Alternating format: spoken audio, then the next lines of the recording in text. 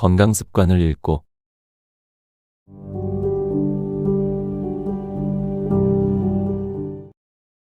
은퇴 후에 연락 하나 없던 직장 동료에게 어느 날 카톡 하나가 왔습니다. 바로 딸 결혼식 청첩장이라는 카톡 하나였습니다. 여러분은 이럴 경우에 어떻게 대처하시나요? 그래도 오래 만났으니까 어떻게든 관계를 유지해야겠지. 이처럼 은퇴 후 마음이 내키지 않아도 경조사에 꼭 참석하는 사람이 의외로 많습니다. 직장 생활할 때 받은 게 있었으면 당연히 은퇴 후라도 갚아야 합니다. 맞습니다. 경조사는 상부상조인 만큼 받은 만큼 되돌려 주어야 합니다. 하지만 옛말에 이런 말도 있습니다. 정승집 개가 죽은 곳에는 문상을 가도 정작 정승이 죽은 곳에는 문상을 가지 않는다. 정승이 죽으면 더 이상 누구에게 잘 보일 필요도 없어지기 때문이죠. 이처럼 은퇴하고 나서 막상 경조사에 이곳저곳 참석하면 의미 없는 과거 얘기만 떠들고 있는 그 자리도 싫어지고 집에 돌아와선 허탈한 마음만 들기 마련입니다. 그렇다고 너무 계산적으로 무자르듯 계산하면 주변에 적이 많아집니다. 해결 방법은 하나입니다. 은퇴 후에 자신의 인간관계 기준을 세우는 것이 가장 중요합니다. 그래서 오늘은 은퇴하면 경조사에 가지 않는 이유와 함께 은퇴 후 반드시 피해야 할 사람들의 특징에 대해서 알려드리겠습니다. 영상 아래에 좋아요와 구독 버튼 한 번씩 눌러주시면 감사하겠습니다. 지금부터 시작합니다. 은퇴 후에는 굳이 경조사에 가지 않는 이유. 은퇴하면 다니던 직장은 잊어버려야 합니다. 직장 생활할 때는 평생 함께할 것 같았지만 퇴직하고 나면 알게 됩니다. 내 옆에 같이 있어주는 사람은 동반자 하나면 충분하다는 것을 압니다. 은퇴 후에는 지금 현실에 맞는 사람들을 만나야 내 마음이 편합니다. 과거에 쌓아놨던 인맥을 유지하기 위해 경조사를 다 챙길 필요가 전혀 없습니다. 물론 경조사 때 사람 많이 오는 거를 자랑처럼 여기는 사람도 있습니다. 하지만 누구나 그렇듯 경조사가 끝나는 순간 어차피 각자 바쁜 생활로 돌아갑니다. 또한 초상집에 손님 없다고 속으로 비웃는 사람들도 간혹 있습니다. 인생을 어떻게 살았기에. 이런 사람들을 피하기 위해서라도 절대 함부로 경조사에 가면 안 됩니다. 조문을 하러 갔다가 오히려 그런 이야기에 휩쓸릴 수도 있기 때문입니다. 그래서 요즘 슬기로운 노년분들은 받은 만큼 계좌로 보내고 간단히 문자를 남기며 자신의 마음을 전달하기도 합니다. 하지만 이런 생각도 듭니다. 저 사람이 나를 싫어하면 어떡하지? 그래도 오래 만났으니까 이왕이면 경조사에 가는 게 좋지. 이런 고민이 있는 분들에게 꼭 전해드리는 인간관계 조언이 있습니다. 관계를 한 번에 끊어내는 사람들이 오히려 정이 더 많다. 은퇴 후에 인간관계 때문에 스트레스를 받거나 힘들어하는 분들을 위해 인간관계 인생 조언을 준비했습니다. 편한 마음으로 책 곁에 두고 방송 시청해 주시면 감사하겠습니다. 나이 들수록 인간관계에서 가장 쓸데없어지는 두 가지. 하나, 관계를 잘라내는 것보다 이어가는 것에 더 초점을 맞췄던 것. 전화번호부에 등록된 사람 숫자가 나의 지위라고 생각했던 적이 있었다. 그러다 보니 관계를 단단히 다지기보다 우선적으로 관계를 늘리는 데 집중했고, 그렇게 형성된 많은 관계들에서 알게 모르게 스트레스를 많이 받을 수밖에 없었다. 몸은 하나인데 아는 사람은 여러 명이다 보니 깊은 관계는커녕 1년에 한 번 볼 수도 없는 사람들이 대부분이었다. 그렇게 관계를 만드는 데만 급급하다 보니 정말 소중한 주변 사람들이 내 곁을 많이 떠나게 됐다. 아는 사람은 많은데 정작 힘들거나 지칠 때 연락할 사람 하나 없다는 게 아이러니했다. 내 정신건강을 위해서라면 잘 맞지 않는 사람들. 나를 불편하게 만드는 관계를 애써 유지하기보다 과감히 잘라내는 게 맞다. 행복한 삶을 위해선 인맥의 양보다는 질이 훨씬 더 중요하다. 둘, 잘 맞지도 않는 사람들과 인맥을 유지한다는 명목으로 많은 시간을 보냈던 것. 함께 있으면 어색하고 불편한 사람들과 많은 시간을 보냈던 과거를 돌이켜보면 참 부질없었다라는 생각이 든다. 예전에는 대단하고 잘 나가는 사람과 많은 시간을 보내는 게 나의 자랑거리였다. 너 그 사람 알아라고 하면 나 어제 술 한잔 했지 라고 자신있게 말했을 때 사람들의 부러움 섞인 시선이 유독 좋았다.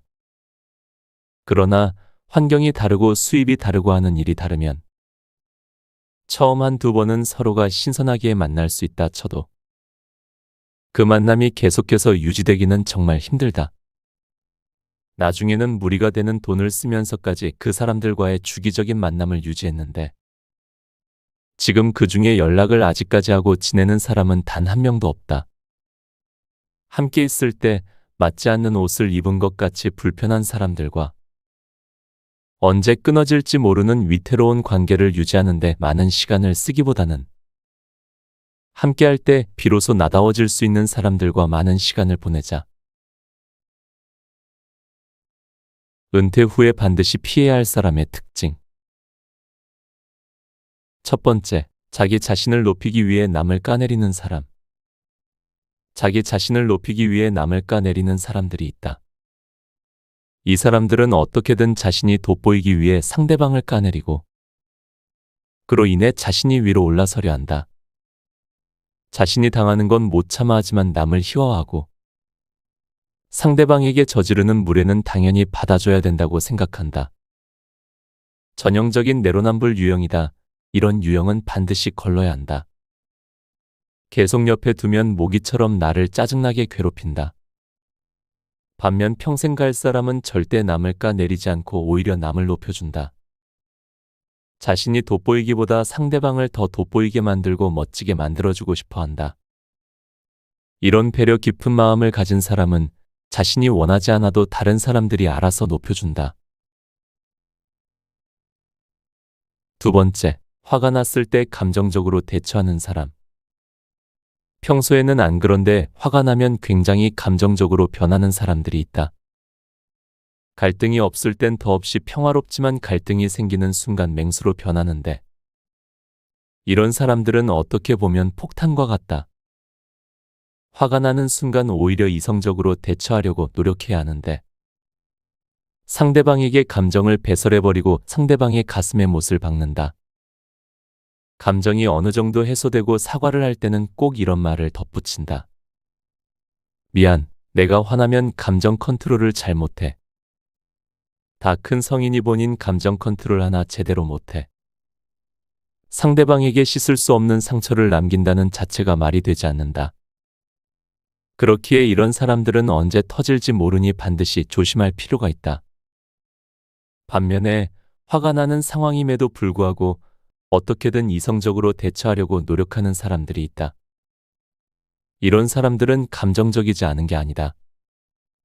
다만 상대를 그만큼 배려하고 아끼기에 절대 씻을 수 없는 상처나 가슴에 못을 박는 행위를 최대한 안 하기 위해 스스로를 조절하는 것이다. 나를 소중하게 생각해주는 이런 사람들은 평생 갈 사람들이다. 세 번째, 끝인상이 별로인 사람들. 첫인상이 좋은 것보다 끝인상이 좋은 게 중요하다. 첫인상은 누구나 속일 수 있지만 끝인상은 절대 속일 수 없다. 예를 들어 입사를 할 때와 퇴사를 할 때의 태도 차이를 보면 그 사람의 인성을 알 수 있다. 입사 전에는 어떻게든 회사에 들어가고 싶으니 간절한 척, 뭐든지 다 하겠다는 척하며 들어왔지만 퇴사할 때는 며칠 남지 않았다고 자기 맘대로 행동하거나 아나무인격으로 근무를 하는 사람들 같은 경우다. 이는 비단 회사뿐만 아니라 인생 전반에 적용된다. 관계가 지나면 지나갈수록 처음의 가식은 사라지고 그 사람의 본 모습이 나오게 된다. 이처럼 끝인상이 안 좋은 사람들은 어딜 가든 마무리가 좋지 않고 인간관계에서도 굉장히 이기적일 가능성이 높다. 반면에 첫인상만큼 끝인상도 좋은 사람이나 첫인상보다 끝인상이 좋은 사람들은 평생 옆에 둬야 할 사람들이다. 처음에 좋았던 인상이 가식이 아니라 그 사람 자체이기 때문이다. 이런 사람들은 곁에 두면 분명 나에게 좋은 에너지와 영향을 준다. 네 번째, 아부하는 사람. 부담스러울 정도로 좋은 말 예쁜 행동만 골라서 하는 사람들. 처음에는 기분이 좋을 수 있다. 하지만 이렇게 대놓고 아부를 하는 사람들은 어느 정도 거리를 둘 필요가 있다. 분명 당신에게 뭔가 원하는 게 있거나 필요한 게 있어서 그럴 확률이 높으니 원하는 것을 부담스럽지 않게 편하게 얘기하면 되는데 굳이 이렇게 아부를 하면서 그걸 애써 드러내지 않으려는 자체가 의문스러운 사람일 가능성이 크고 앞뒤가 다를 가능성이 크다. 그러니 이런 사람들은 어느 정도 거리를 두고 그 행동이 진짜인지 아닌지 보기 위해선 당신이 아닌 아랫사람에게 어떻게 행동하는지 살펴봐라. 가식적인 사람과 진실한 사람은 아랫사람을 대하는 태도로 구분된다. 다섯 번째, 작은 이익에 예민한 사람. 평상시에는 친절하고 믿을 만한 사람처럼 보인다. 하지만 자기에게 조금이라도 손해나는 일에 예민한 모습을 보인다면 정말 주의할 필요가 있다. 그런 사람들은 손해가 아닌 이익 앞에서 더 예민하고 계산적으로 행동하기 때문이다. 큰 이익을 앞두고 크게 뒤통수 맞기 전에 작은 이익에 눈 돌아가는 사람을 멀리하자. 그 작은 이익으로 당신을 쉽게 언제든 배신할 수 있는 사람이다. 큰 걸 보지 못하는 소인배들은 절대 같이 갈 필요가 없다. 여섯 번째, 대책 없이 착한 사람. 너무 착하다 보니 온갖 문제를 가져올 수 있다. 스스로 끊어낼 줄도 알아야 하는데 책임지지도 못할 것을 승낙하고 주변 사람을 힘들게 하는 것이다. 예전에 직장 상사가 착한 사람 콤플렉스가 있는 사람이었다. 이 사람은 자신이 착해야만 한다는 당위성을 갖고 있었고 그래서 다른 부서에서 할 일을 떠넘겨줘도 자기 할 말을 못하고 다 받아왔다. 그 몫은 고스란히 우리에게 돌아왔고 서로가 그렇게 큰 스트레스를 받으며 일을 하다 보니 관계도 좋아지지 않았다. 이런 사람들은 일을 함께하면 예상치 못한 문제를 가져와 일을 아예 망치기도 한다. 일곱 번째, 갑질당했다는 말을 자주 쓰는 사람.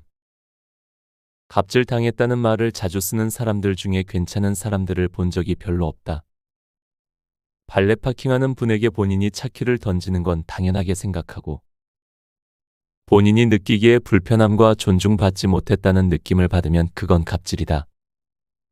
식당에서 사장님에게 말없이 휘휘 손짓을 하는 건 당연하게 생각하고 누군가가 자기를 대우하지 않는다라는 주관적인 감정을 느끼면 그건 갑질이다. 이처럼 뭐만 하면 습관적으로 갑질갑질하는 사람들은 내로남불이 일상이며 언제든 자신이 생각하기에 당신이 불합리한 행동이나 말을 했다고 느껴지면 한순간 어이없이 돌아설 수 있는 가능성이 큰 사람들이다. 그러니 이런 사람들은 반드시 조심하자. 책 곁에 두고 방송 이어갑니다.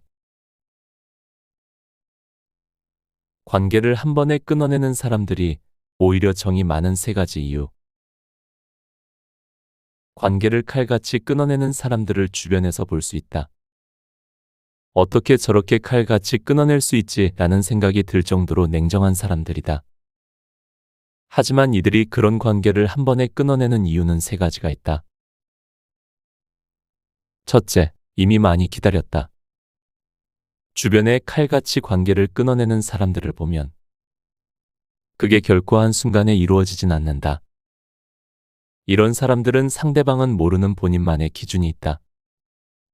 만약 상대방이 그 게이지를 계속해서 건드리면 앞에서는 티를 내지 않더라도 그 선이 계속해서 상승한다. 그리고 마침내 상대방이 확실하게 선을 넘었다 싶을 때 뒤도 안 돌아보고 차갑게 돌아서는 것이다. 누군가는 그렇게 얘기할 수도 있다. 아니, 그럼 신호를 줘야지. 왜 신호도 안 주고 자기 혼자 참고 자기 혼자 정리하냐라고 하지만 지극히 기본적인 것도 못 지키는 사람들에게 줄 신호는 없다. 누군가에게 갑자기 손절당했다면 섭섭함을 느끼고 그 사람을 원망하기보다 내 행동과 말에 문제는 없었는지 돌아보자. 둘째, 더 이상 다치기 싫다. 이런 사람들은 사람들에게 많이 데이고 다쳤다. 정이 많아 상대방에게 모든 걸 다 내어줬는데 상대방은 나를 그저 이용만 하거나 그 호의나 정을 당연하게 생각하는 경우 그럼에도 불구하고 오래 알고 지냈으니 계속해서 연락을 이어가려 했지만 그러면서 더 상처를 받게 된다. 그러다 보니 독한 마음을 갖고 자신을 지키기 위해 한 번에 끊어내는 것이다. 나만 애쓰는 관계가 지속되면 더 힘들어지고 지칠 걸 너무나 잘 알기에. 그래서 이 사람들은 본인을 보호하기 위한 수단으로 관계를 끊어낸다. 셋째, 관계에서 스트레스를 많이 받는다. 너무 많은 관계에서 최선을 다하고 진심을 다하다 보니 어떤 사람들을 만나든 먼저 준다. 그게 물질적이든 감정적이든 바라지 않고 주더라도 그런 것들이 쌓이고 쌓이면 본인이 스트레스를 스스로 받게 된다. 그리고 그런 관계가 많아지면 스스로를 지키기 힘들어진다. 이미 지켜야 하는 관계, 줘야 하는 관계들이 너무 많은데 거기서 또 스트레스까지 받는 게 너무 힘드니 그렇게 관계를 한순간에 정리하는 것. 관계를 한 번에 끊어내는 사람이 냉정하다고 너무 섭섭하다고 툴툴거리기 전에 내가 그 사람에게 지금까지 했던 행동들을 돌이켜봤으면 좋겠다. 나도 모르는 사이 그 사람에게 무례했거나 상처를 주는 말과 행동을 하지는 않았는지. 명심하자. 좋은 관계는 서로의 배려와 존중 속에서 만들어진다. 남에게 퍼주지 않고 나를 위해 사는 4가지 방법. 하나, 부탁을 못 들어줘도 괜찮다. 남에게 퍼주고 정작 자신의 몫은 챙기지 못하는 사람들은 항상 상대방에게 미안한 마음을 갖고 있다. 상대방이 어떤 부탁을 할 때 그 부탁을 들어주지 못하면 미안하니까 자신의 시간과 정성을 내서라도 할 수 없는 상황임에도 불구하고 억지로 그 부탁을 들어주는 것이다. 하지만 그 부탁을 들어준다고 하더라도 상대방은 그렇게 고마워하지 않는다. 내가 많은 걸 퍼주더라도 그걸 당연하게 생각하거나 오히려 더 많은 걸 주지 않은 데 대한 섭섭함을 표시할 수도 있다. 남에게 퍼주는 인생을 살면 정작 나에게 남는 게 없다. 부탁을 들어주지 않아도 된다. 자신이 벅차고 힘들면 굳이 스트레스 받으면서까지 퍼줄 필요가 없다. 둘, 기분 나쁘면 나쁘다고 티를 내야 한다. 남에게 이것저것 퍼주는 사람들은 자신의 기분을 표현하지 않는다. 상대방이 무례하고 자신의 호의를 당연하게 생각하는 데 대해 섭섭하고 기분이 나쁘더라도 그냥 허어웃고 넘긴다. 하지만 절대 그럴 필요가 없다. 격없는 무례함에는 응당불편함을 표출해야 하고 선 넘는 행동에는 단호하게 대처해야 한다. 그게 상처받지 않고 자신을 지킬 수 있는 가장 좋은 방법이다. 셋, 남이 아니라 나를 챙겨라. 남의 인생을 도와주고 그 인생이 잘 되도록 퍼줘봤자 결국 나에게 돌아오는 건 없다. 일을 그렇게 하면 경력이라도 쌓이고 경험이라도 쌓이지. 인간관계에서는 무용지물이다. 물론 남을 챙기는 것도 어느 정도는 필요하다. 내가 먼저 다가가고 베풀어야 좋은 사람들이 많이 오게 되니까. 하지만 무엇보다 내가 우선이어야 한다. 상대방을 챙기더라도 내 중심은 확실해야 한다. 내가 상처받지 않는 선에서 퍼주고 도와줄 필요가 있다. 넷, 날 싫어하는 사람은 그대로 둬라. 상대방이 날 싫어할까봐 그 사람들에게 다 맞추고 무조건 퍼주는 사람들이 있다. 그런데 그런 사람들이 기억해야 하는 한 가지 진리가 있다. 나를 싫어하는 사람은 어떤 이유로든 싫어한다. 너무 친절해서 가식적이야. 쟤 너무 다 맞춰줘서 별로야. 어떻게든 꼬투리를 잡아 까내리고 싫어할 이유를 만든다. 그런 사람들에게 다 퍼주고 맞춰주며 나를 잃을 필요는 없다. 날 싫어하는 사람을 내 편으로 만들기 위한 노력을 할 시간에 나를 좋아하고 있는 그대로의 나를 존중해주고 인정해주는 사람들과 좋은 시간을 보내라. 곁에 두고의 짧은 생각. 은퇴는 인간관계의 끝을 말하기보다는 우리에게 새로운 시작을 말해주는 신호입니다. 그렇기에 은퇴를 계기로 해서 인간관계에 대해 한 번 더 깊이 고민해 볼 필요가 있습니다. 여러분이 진정으로 소중히 여기는 관계는 무엇인지, 어떤 관계가 여러분의 삶에 긍정적인 영향을 미치는지 생각해 보세요.